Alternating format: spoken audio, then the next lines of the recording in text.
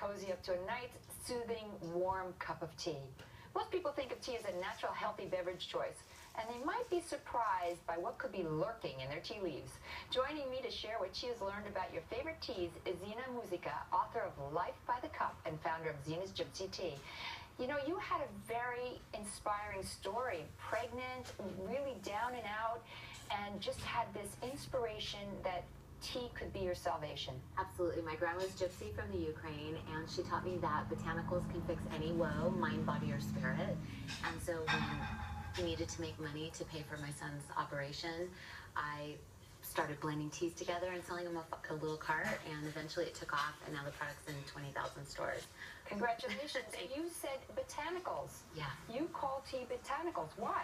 Well, because tea, I don't just use tea leaves from the Camellia sinensis bush. I use herbs and flowers and roses and berries and just about anything. So I infuse it all together. So can you use a tea to get a specific result? Absolutely. All teas have a specific result. I mean, the pu'er teas here are great for leaching toxins out of the intestines, cutting fat out of the liver. Green tea, as you know, is great for collagen production and thermogenic for burning fat. Roses are great for relaxation, stress relief.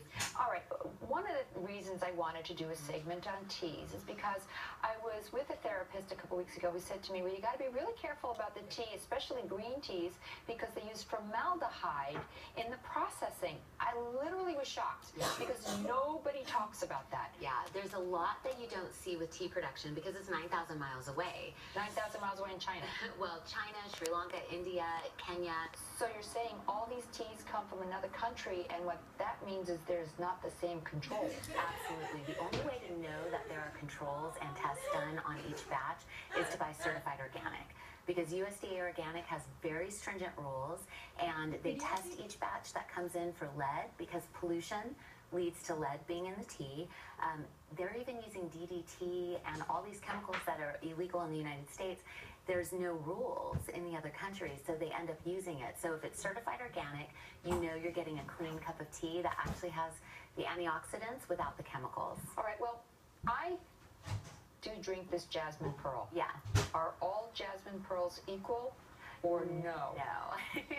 The cool thing about tea is that it's an endless journey of adventure. Every time there's a new harvest, because it comes from the earth, it changes, you know, with the weather. It's like wine.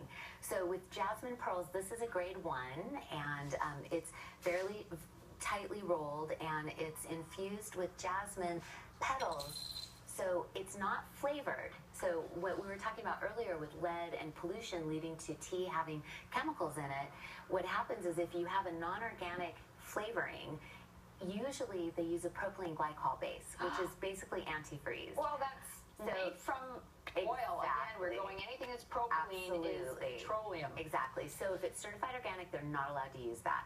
But with a jasmine pearl that's certified organic, all that it's scented with is the actual jasmine blooms. And so it's completely natural. So yours is certified organic, but all 100% certified organic. Okay, but say I buy it from another company. If they don't certify it organic, it could look the same, smell the same, but it just isn't the same. So you have to really be careful to check with each individual tea maker. Absolutely, and if it's certified organic, it's your guarantee to cleanliness and purity.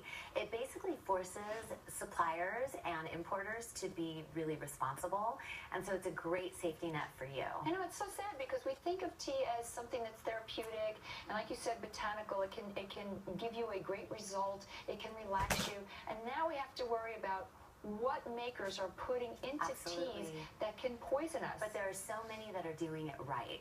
And when I found, you know, in my book, Life by the Cup, when I went to the tea fields for the first time, and I saw the tea fields, the growers who were doing organic versus non-organic, I saw that was the answer, because it's old-fashioned farming. Wow, so they're side by side doing organic and non-organic. So basically, once you find your tea source, keep going back there. Once you know it's safe and it's something.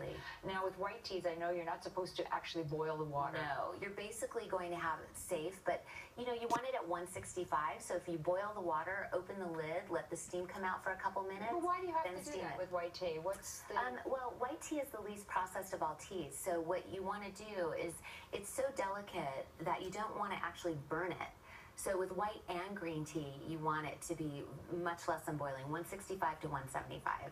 Am I going to get a cup of tea? Oh here? my God, you're going to get jasmine pearl, which is one of my favorites. Absolutely. I was afraid to drink it because he said there was formaldehyde in it. I really got afraid to drink it, but now I understand how I can protect myself. Exactly. So you made the first step in finding a clean source, and you know it's really empowering for consumers. Once they understand what's what, they can actually make great choices. And you asked the question.